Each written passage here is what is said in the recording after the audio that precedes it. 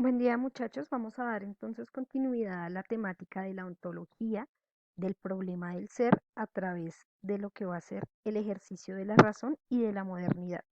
Vamos a tener en cuenta que cuando estábamos hablando de la ontología y del ser en la antigüedad, estábamos diciendo que ese ser básicamente era el estudio de una esencia que existía en algún lado y o que según Aristóteles, por ejemplo, por otro lado, se manifestaría en el mundo sensible, situación que necesariamente nos lleva a pensar que básicamente el estudio del ser se va a establecer en relación de ese ser con la realidad. Quiero decir que en la antigüedad vamos a pensar entonces que el ser se va a estudiar en su relación con el mundo que habita.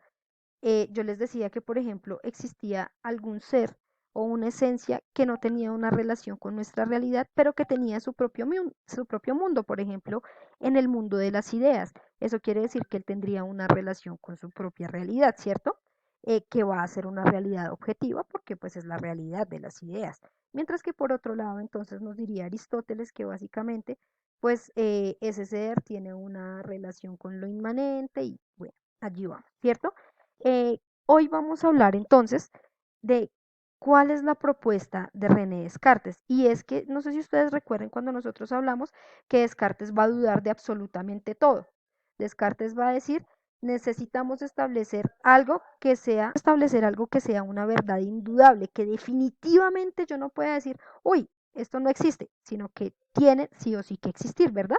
Entonces, vamos a hablar de la duda metódica de Descartes cuando él dice, bueno, tengo que dudar de si estoy viviendo, tengo que dudar si hay un genio maligno aquí, tengo que dudar de aquí, tengo que dudar de allá, ¿será que este mundo yo no me lo soñé? Y entonces él va a decir, lo primero que yo voy a encontrar como una primera verdad y de lo que tengo que basarme, muchachos, esto es fundamental de aquí para adelante en la historia de la filosofía e incluso yo consideraría que de la historia de la humanidad, y es que esta primera verdad me va a poner a mí como un sujeto que existe gracias al hecho de ser un sujeto pensante.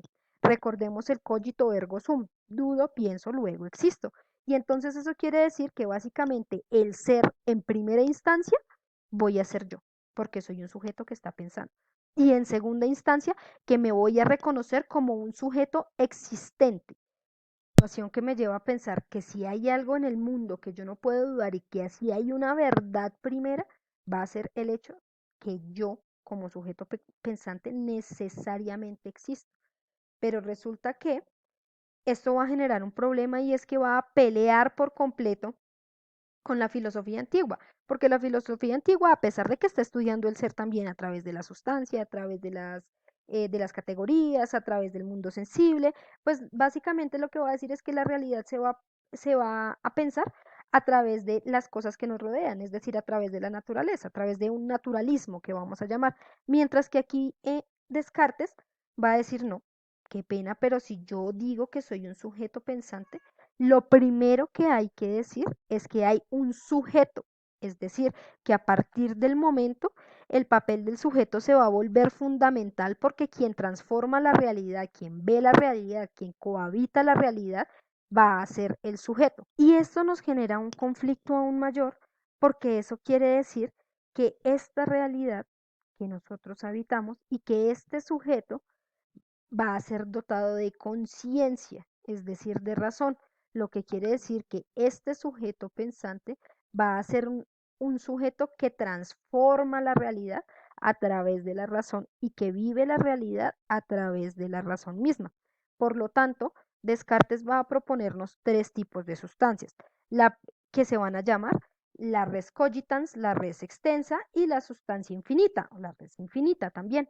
La res cogitans básicamente va a hacer referencia a yo como sujeto pensante, yo como una sustancia pensante y que por lo mismo yo existo por mí misma. Quiero decir, tal vez usted piense que no, la profe está equivocada diciendo porque yo existo gracias a mi mami y a mi papi. Sí, claro, nosotros existimos gracias a nuestras mamis y a nuestros papis. Pero si lo pensamos de otra manera, nosotros como sujetos pensantes no podemos pensar igual que todo el mundo y eso nos hace unos sujetos existentes por nosotros mismos, es decir, que a través del pensamiento nos vamos a validar como sujetos existentes. por el otro lado, vamos a hablar de la res extensa, que básicamente es lo opuesto, ¿cierto? El pensamiento, por un lado, va a ser inmaterial y no va a ocupar ningún espacio. Digamos que, por el otro lado, la res extensa, uno, es res material. Quiero decir que uno detiene extensión, dos, ocupa un espacio, tres, yo la puedo manipular. Le voy a poner un ejemplo. Si yo le digo a usted, estudiante, hágame el favor y cierra el cuaderno, pues usted me va a hacer el favor y cierra el cuaderno, es decir, está manipulando su red extensa porque está manipulando el aspecto material. Pero internamente usted va a decir, ¿y para qué esta señora me va a hacer cerrar el cuaderno? Y eso quiere decir que yo puedo coaccionarlo a usted para que usted actúe de alguna manera, para que usted ejerza una función en su red extensa, pero que definitivamente usted como sujeto pensante, yo no lo voy a poder mover porque usted va a ser el único capaz de pensar por usted mismo. Por otro lado, pues Descartes va a decir, tiene que haber una sustancia que sea infinita, que sea independiente, que sea básicamente perfecta. Pues esa sustancia infinita, al final del día, Descartes la va a llamar Dios y Descartes va a decir, entonces vamos a tener tres sustancias importantes.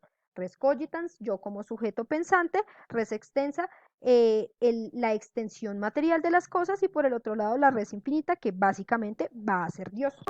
Con este tema hemos incursionado en unos conceptos nuevos, tales como el concepto de esencia, tales como el concepto de nominalismo, tales como el concepto de teleología, pero a partir de este momento vamos a hablar vamos a hablar o a mencionar rápidamente a dos filósofos nuevos, que también van a ser racionalistas. Uno de ellos va a ser Leibniz, que este hombre es muy importante en la historia de la filosofía porque adicionalmente él desarrolla un cálculo matemático muy importante y por el otro lado vamos a tener Spinoza que hace un desarrollo racional acerca de Dios demasiado bello. Que si nosotros pensamos en las sustancias que va a proponer Descartes, para Descartes la red extensa, básicamente como es la red material, va a responder necesariamente a todas las situaciones de la ciencia, pues ya que la podemos medir, ¿cierto? Y la podemos manipular, mientras que la sustancia infinita no, pero solamente van a haber tres tipos de sustancia. Mientras que Leibniz va a decir básicamente bueno, además este hombre va a ser alemán, por lo tanto su pensamiento va a ser completamente diferente y va a decir, no descartes, no existen tres formas de sustancias, las sustancias de hecho van a ser sustancias infinitas y esas sustancias infinitas se van a llevar a cabo por ciertas órdenes de fuerza tal vez y por ciertas órdenes matemáticas que él va a llamar las mónadas. Las mónadas básicamente se van a combinar entre sí y esto va a formar absolutamente todo lo que existe. Mientras que por otro lado vamos a decir que Spinoza va a decir, no, Leibniz se equivocó, no, Descartes está en el error, porque básicamente la sustancia es una sola sustancia. La sustancia no existe aquí una, aquí la otra, sino que solamente existe una realidad.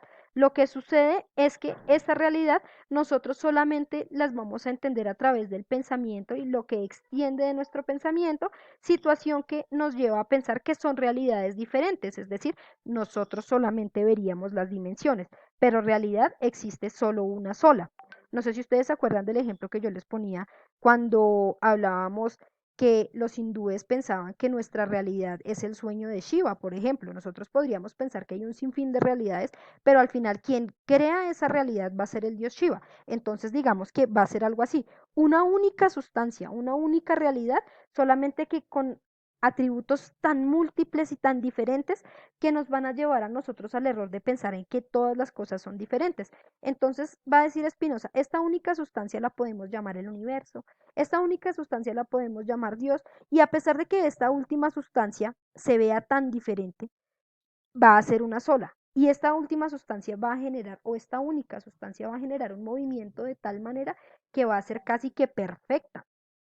Podríamos finalizar entonces el hecho que la modernidad, a través de los racionalistas, nos va a decir, existe algo importante que se llama el sujeto, porque el sujeto es quien lee las sustancias, si se dan cuenta incluso en Spinoza también, quien lee la sustancia, quien entiende, es el sujeto pensante, es decir, que a partir de la modernidad, lo más importante para el estudio de la realidad va a ser el sujeto. si no pensemos en Kant y en las categorías que elabora. Pero resulta que después de eso, unos hombres llamados los filósofos existencialistas, que se van a dar casi que después de las guerras mundiales, van a decir, primero, estamos en el error porque no existe ninguna esencia definida. ¿Qué es lo que ellos argumentan? Lo que ellos van a argumentar básicamente es que todas las cosas se van a poner en función de momentos que van a habitar. Es decir, que todo, no existe una realidad estática o una realidad fija, perdón, sino que las realidades van presentándose conforme van cambiando las cosas, es decir, con el devenir de la vida. Si recuerdan que habíamos hablado del devenir de Heráclito. Y por lo tanto, que a la esencia siempre, siempre le va a preceder la existencia. Es decir, para que algo pueda existir se requiere, para que una esencia pueda haber una esencia, se requiere primero que haya la existencia de algo, que es lo más importante. Y así, muchachos, entonces vamos a terminar la explicación de lo que sería el concepto del ser, de lo que sería la ontología y el estudio de la realidad. Por supuesto que esto lo vamos a ampliar cuando en otros periodos nosotros comencemos a hablar de los filósofos como tal. Vamos a ampliar un poquito este argot conceptual, pero pues aquí tenemos unas buenas bases, muchachos, que tengan feliz día.